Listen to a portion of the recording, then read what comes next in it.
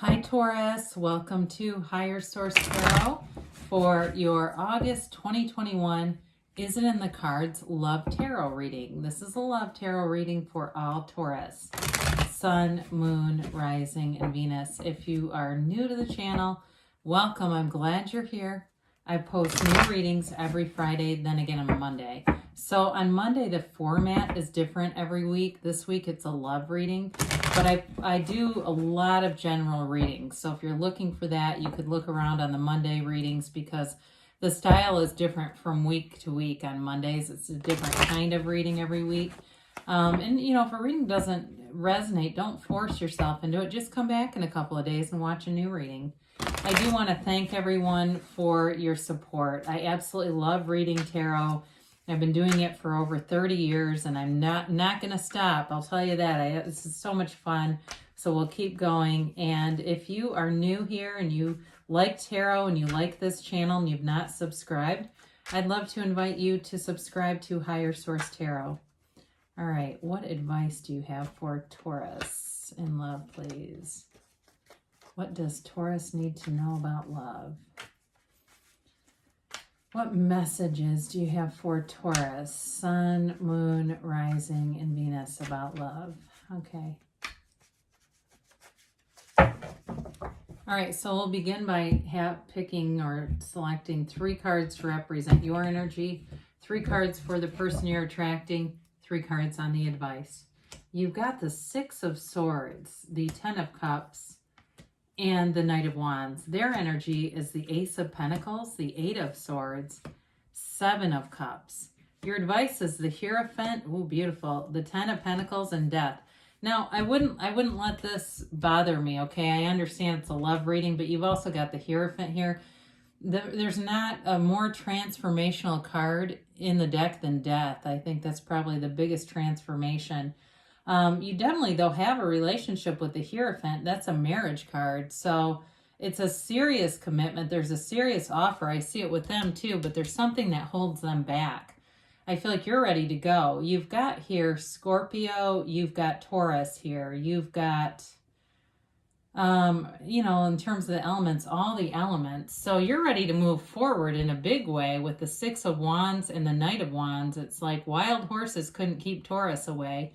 And, you know, one of the things about that is when you're committed, you have endurance. You know, you're a sign, you stick to things, you have endurance, and so you don't give up easily. So even if there's some obstacle that they're dealing with, I do feel like in the end, things work out with the 10 of Pentacles, the Hierophant, and even Death. It's almost like there's a new beginning. The Death card, too, is the dawn of a new day, so we'll talk about that. But with the 10 of Cups here, too, that's a happy family card. I mean, that's a beautiful card in a love reading. It's building a commitment, building a future together, feeling celebratory. And it's a rainbow after a storm, too. So if you've had some crappy relationships, or if you're in something right now and you're wondering, where is this going? Well, if it's been in a difficult period, you've got a very positive energy here. The 6 of Swords, too, has you moving forward. That can be a card of travel as well. So if there's something here like a long distance issue, that's a card of travel, but it is moving forward. And of course, the Knight of Wands, that's a very passionate energy. Can be a little bit indecisive, but I do feel like in this, it's more that charging forward kind of energy. There's enthusiasm and vigor. It's not a boring relationship at all. There's stability, but yet excitement here too. So whoever it is, I do feel like you're a bit swept away, Taurus, in this.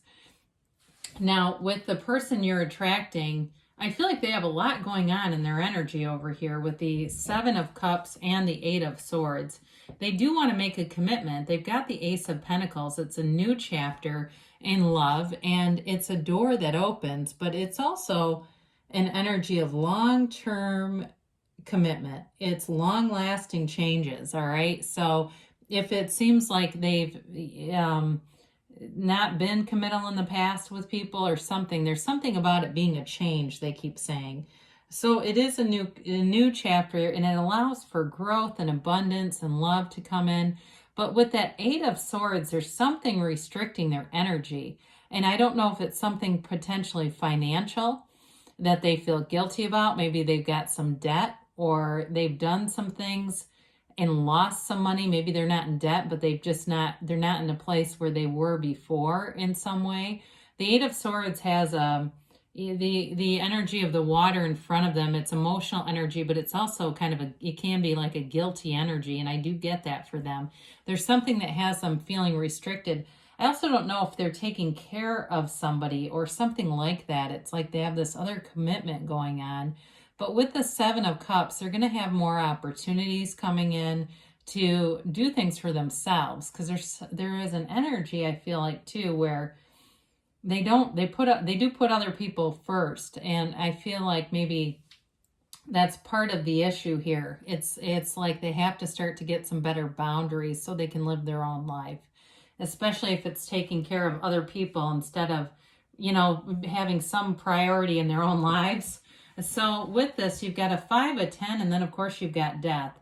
We talked about death a little bit already. We must die to be reborn. But if it's a reconciliation for you too, if that's what this is about, he steps over the wreckage of the past, okay? On that white horse, the white represents truth and purity. So I feel the motives here are very positive. There's nothing here trying to make a secondary gain or anything that would hurt another person. It's really, everything's coming from a very good place. So the very backdrop of the death card, of course, you've got the water, the pool of consciousness here, but that tiny little boat that goes towards the sunrise, it's going towards the sunlight of the spirit. It's walking into a dawn of a new day. The 10 of Pentacles brings in long-term stability, but it's harmony for everyone around you. So I do feel like as this moves forward, is it in the cards? I will say yes to that. But as it moves forward, it brings in balance and harmony in all areas of your life. So for some of you, it may be too, because they also have the Ace of Pentacles. Coming together, it builds more financial security than being in single incomes on a more mundane level, right? But now with the Hierophant, that is a card of deep spirituality. The Holy Trinity is represented in his, and I'm not trying to go religious on you, I'm just telling you the card. In the crosses down his robe. But it is a wedding officiant, but it is a card that's knowledge too. It's a card of your higher self communicating with you. It's one of the cards in the deck where the soul really learns about the importance of staying connected to source energy, because your source will never misguide you. Your source will never tell you to do anything that would hurt you or anyone else.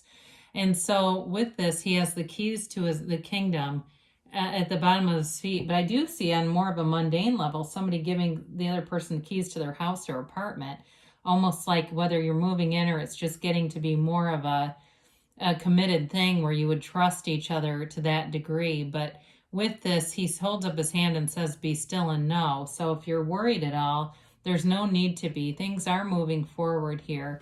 And so let's see about the angels, and then we'll have a message from Louise Hay here for you too, Taurus. So let's see, we've got,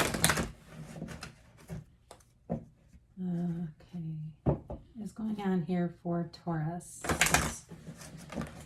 The Hierophant too makes an excellent partner. It's a committed, very stable partnership.